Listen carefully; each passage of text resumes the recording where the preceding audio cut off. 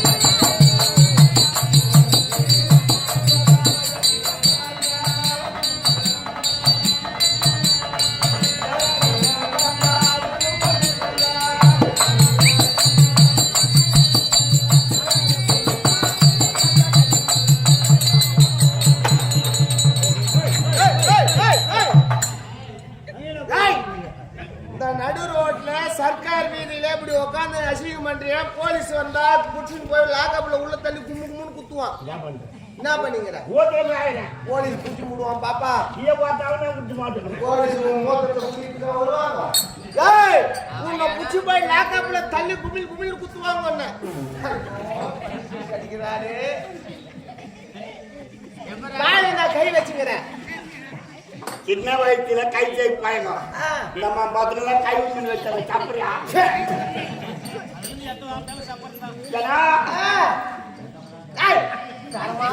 சளி முடிச்சு வாழ பாரு. இது நம்ம முட்டு நம்ம டிஎஸ்சி போட்டா கொரோனா வந்துடும். தலையெழுத்து முன்னெல்லாம் தங்கச்சியா பார்த்து வச்சுங்கிற பாரு. நீ நானும் சின்ன வயசுல அம்மனை கட்டியாடு கெத்துல போட்டுருவாங்க. பலாலவியம் நீ ஆம்லான படாடி விளையாடு அவளையாடுமே. சின்ன வயசுல பாபா வயதுல நீ பல்லா குடுக்கு அப்படியே குடுக்கு அப்படியே தப்பு.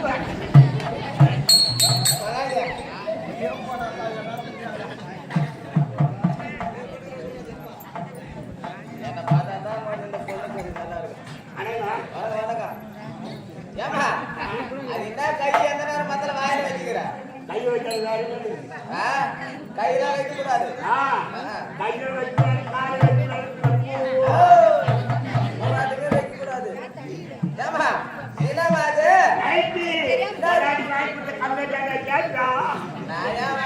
225 ரூபா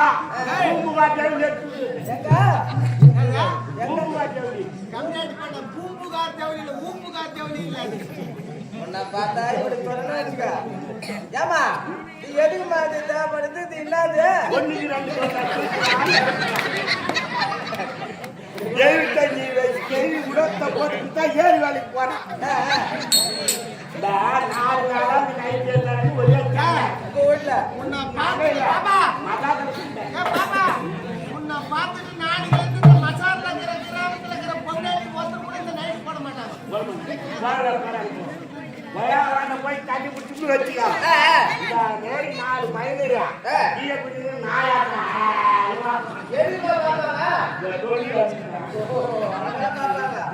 ஏமா ரைட்டு தான்.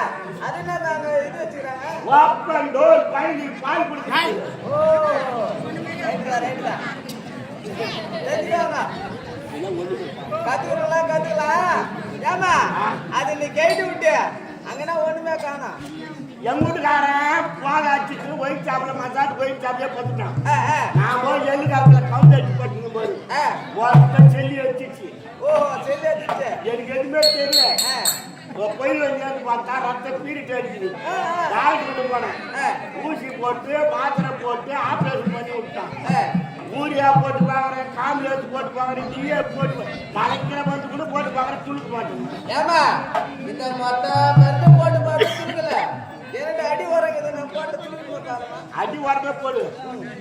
சரி அது நம்ம தலையில பூ ஏமா நம்ம அந்த எல்லாம் மத்த பின்னாடி தான் நீ அப்படி தலை சுத்தி பின்னால வச்சா கண்ட நாய் பார்த்து கண்ணு எடுக்கும். மயம் 100 ரூபாய் 40 ரூபாய் 4 மயம் வாங்கி வச்சு பின்னால ஏன் பார்க்கணும்? நம்ம வாங்கி பார்த்து பேசுகிறேன். எக்காலத்து பத்தி நாய் வாங்குற பேர் பார்த்து தெரியல, நானே பார்த்துட்டு தாங்கிறேன். ஆனா அம்மா ஆளுக்கு வேலை செய்யறேன்.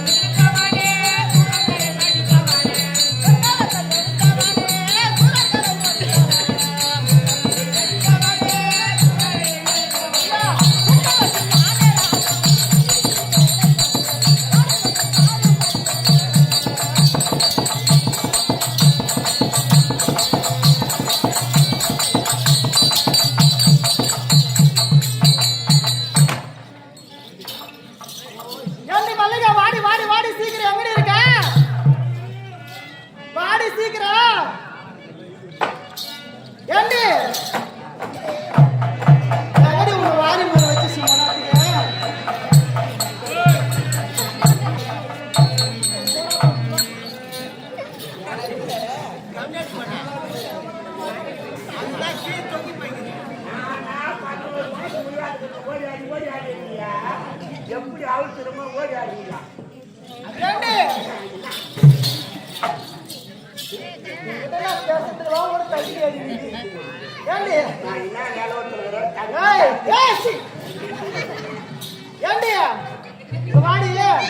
உலகத்துல பெண்களாக பிறந்தா 10 மாதம் தான்.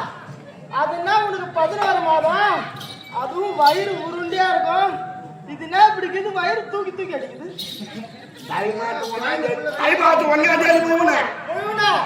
மார்ச் மாசம் 5ஆம் தேதி பங்குனி மாசம் 28ஆம் தேதி கணக்குது. 4 பேர் 11 மாசம். நீ முழு கரெக்டா கணக்கு வச்சுக்கிறேன். அது என்ன கேட்ட என்ன கேட்டா ஏன் வயிறு தூக்கி தூக்கி அடிக்குதுன்னு கேட்டா அது தப்பா நினைக்காத. குழந்தை உள்ள எக்ஸசைஸ் செய்யுது.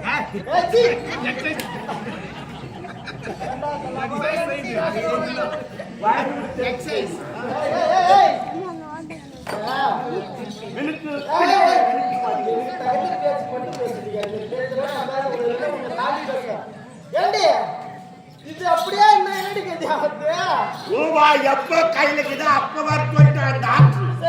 காசே இல்ல. தமிழ் மணி டாக்டர் போனேன். தமிழ் மணி டாக்டர் ஏண்டி உன்னை ட்ரீட்மெண்ட் எடுக்கிறாரு? அவர் குழந்தைகளுக்கு மட்டும் தானே பாப்பாரு. உன்ன மாதிரி குடிசோத்தானுக்கு எரம கடாவுமா பாப்பாரு. ரூபாய் எவனாலும் பாப்பான். செல்வம் வேண்டாம் பாரு. குட்டே தேவை வருஷம் புத்தகம் பாக்குறாங்க. அவன் முன்னாடி யாரு பாக்குறாங்க? யாரு என்ன சொன்ன தமிழ் மணி டாக்டர்? ரூபாய் எப்ப கையில கிட்ட அப்ப வர ரூபாய் இல்லைன்னா அப்படியே வவுச்சாடு கை மறைச்சு பாரு. இந்த வேற வயிறு வச்சுக்கிட்டு முதல்ல நீ எந்த ஊருக்கு ஆடுக்கு போனாவா சோத்து போடுறாங்க.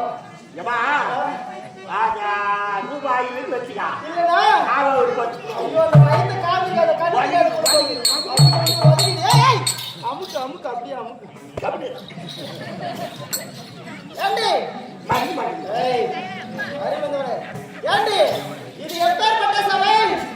சரி.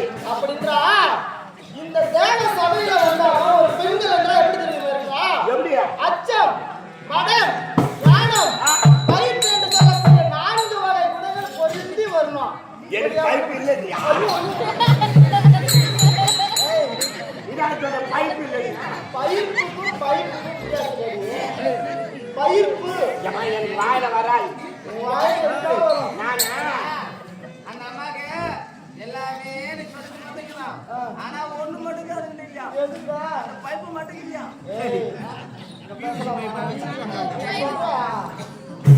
ஏய் நான் பள்ளிக்கூடம் போகல. அப்படி இருந்தாலும் தான் போவேன். இல்ல இல்ல உலகத்துல அனைவருக்கும் மனிதர்கள் வந்து விரல் கூட பறிச்சுக்கிறாங்க. இந்த 5 விரல் கரெக்டா இருக்குதா? அப்படிதான் ஒரு ஏத்திரம் தான் இருக்கும். அப்படி பெண்கள் என்றாலும் சில பேர் அழுதுதான் உன் அழுதும் பெருசுதான். ஐயோ வாயை காட்டிக்கிறேன். ஐயோ முட்டுங்க இருக்குது. ஐயா எத்தனை பேர் வந்து கேட்டாங்க. யார் யாருக்கா? ஐயோ வருவான். கூடி ஏறி வருவான். நாள் போட்டு எடுத்து கொடுப்பேன். நீ எத்தனை நாள் வாங்கிட்டு போவான். அவன் அப்படியே வாங்கிட்டு காண மாட்டான். அவுத்து அவ்வளோ ராசியானவா? நீ சாப்பாடு போட்டாங்க பாரு. சரவண சரவணனா இந்த டைட்டே எடுத்து கொடுத்துவேன். ஐயோ ஐயோ உள்ள குத்துது. இந்த ரோடு கொடுத்தது சங்கிரு அவன் அண்ணன். ஏய் என்கிட்ட ஒரு கரைக்கு அனுப்பிட்டுமா? நம்ம தானே ஒரு 10,000 ரூபாய் வச்சுக்கினேன். வீட்டுக்கு வந்தா துணுங்கிறாரு. அதை குடுத்துட்டு வந்துடணுமா அவருக்கு? ஏய் போனால் போகட்டும். அப்படி இருந்தாலும் இந்த சபையின் மேல வந்திருக்கக்கூடியவர் யார்? நான் எப்பேற்பட்டவள் யார் என்ற வழக்கம் அங்கதான் பேச முடியாது. வந்துகிற சபையோருக்கு நீ விளக்கமா சொன்னா விளக்கமா சொன்னால் புரியும். புறப்படு.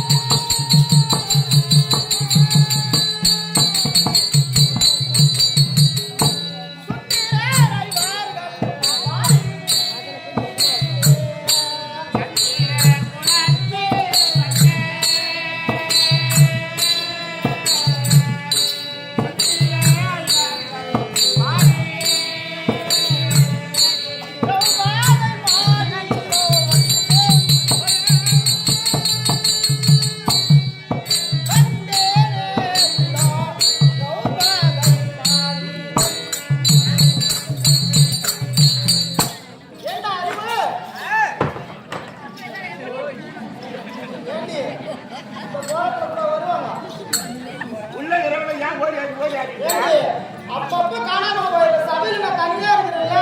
பாத்ரூம்ல குளிச்சுக்கிட்டு நான் 3 நாள் இருக்கிறதே காண பாருங்க. சபையில வரணுமா?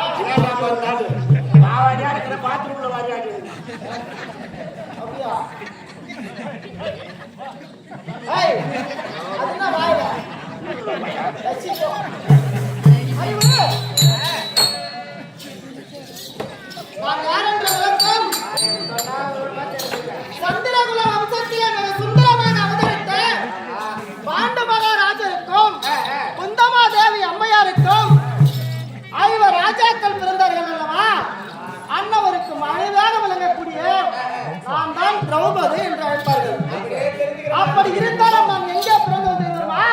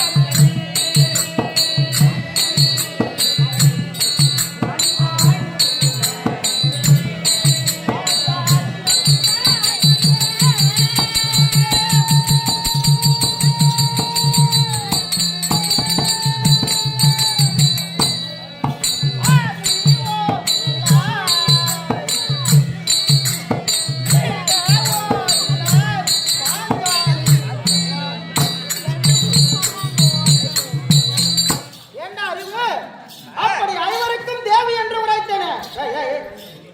சைலண்ட். ஐவருக்கும் தேவை என்று உரைத்தேன். ஆமா. நான் எங்கு பிறந்தேன், ஆ. எப்படி பாண்டவருக்கு ராஜாக்களுக்கு மனைவியாக திகழ்ந்தேன் என்ற விளக்கத்தை சொல்லி வருகின்றேன். செவி சாய்ந்து கேட்க வேண்டும். அப்படியே ஆகட்டுமா? என் தந்தையோ பாஞ்சாலன் மன்னனோ ஆ. குழந்தை இல்லை என்று புத்திரகாமியாக யாகத்தை நடத்தினார். அந்த யாகத்திலே முதலாக என் அண்ணனாகிய துஷ்டத்துவன் பிறந்தார். அப்படியே ஆகட்டும். இரண்டாவதாக அடியவன் பெண்ணாக நான் பிறந்தேன். அப்படி அக்கினியில் பிறந்ததால் அக்கினி செல்வி, அனலில் பிறந்ததால் அனல் பிள்ளை. என்னப்பா? ரூபா கொடுக்கணும்னு சொன்னா கூட பேச்சு அடங்க மாட்டாங்க.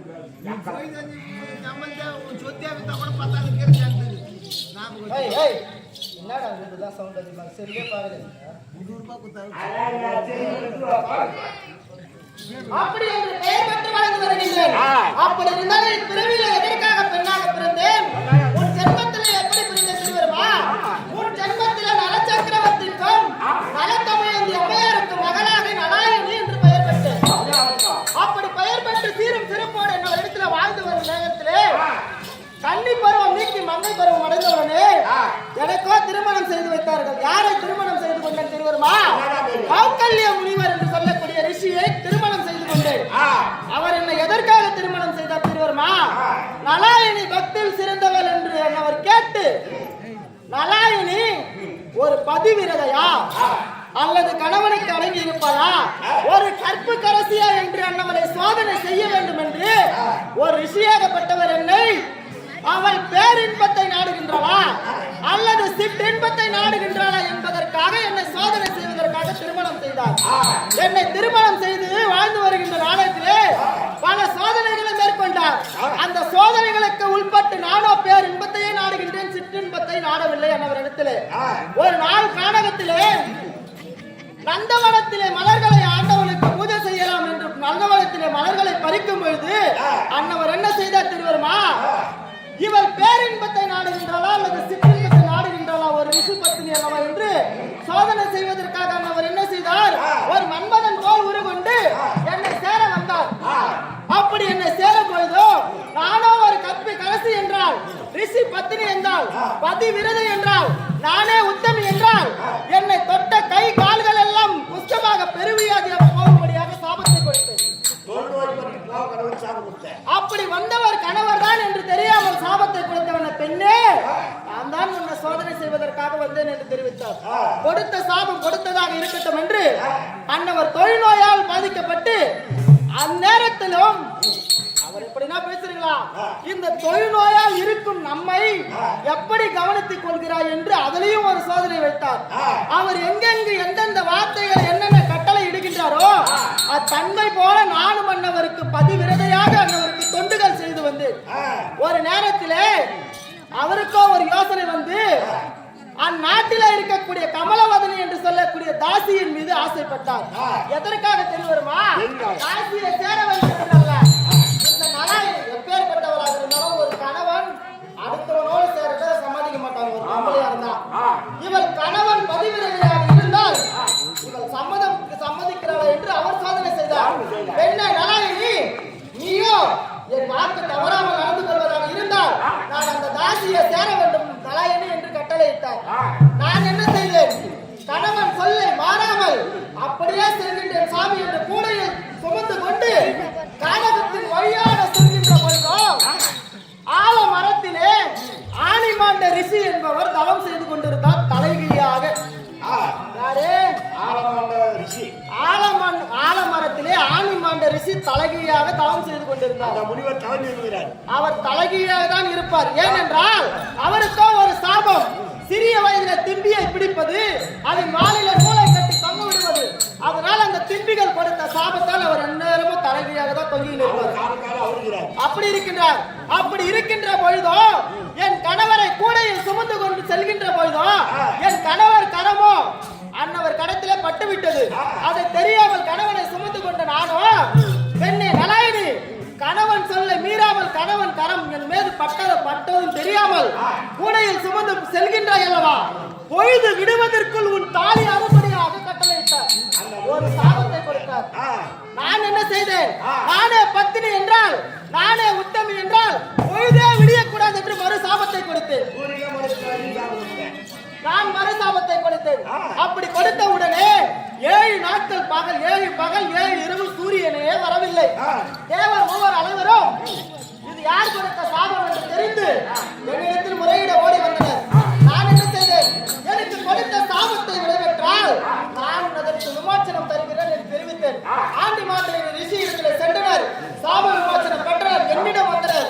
நலாயினி, நீ கொடுத்த சாபத்தை விடைபெற்று விடு, உலகமே இருள் சூழ்ந்து இருக்கின்றது அம்மா என்று தெரிவித்தனர். நான் என்ன செய்தேன்?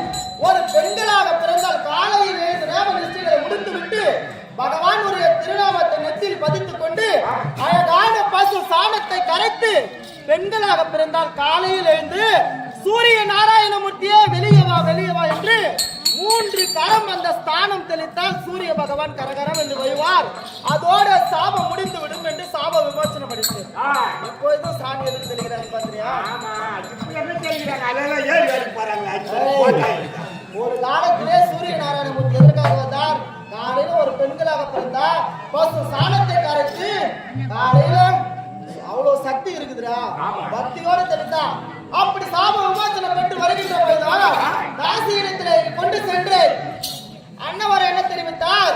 பெண்ணே, அந்த தாசியிடத்திலே விட்டு நீ அங்க இருக்கக்கூடாது, தூரமாக சென்று விடும் என்று கட்டளையிட்டார். அன்னவர் தாசியிடத்திலே செல்கின்ற பொழுதோ அந்த தாசியின் இடத்தில் சேர்கின்ற பொழுது மன்மதன் போல் உருவெடுத்து விட்டார். அந்த தாசிக்கு இவர் மீது இச்சை வந்து விட்டது. தொழில் நோயால் இருக்கும் என்ற கணவன் இருப்பார் என்பார்.